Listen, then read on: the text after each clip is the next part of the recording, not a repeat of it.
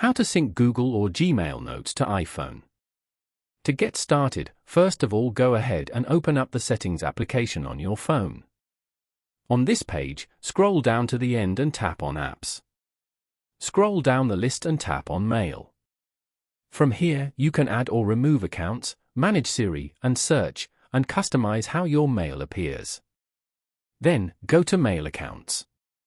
You can view all your mail accounts over here. Tap on the account you want to edit. For example, Gmail.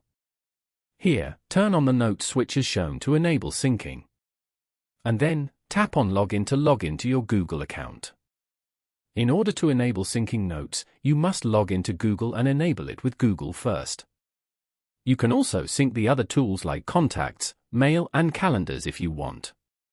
Following these steps, you can easily sync Google or Gmail Notes to iPhone.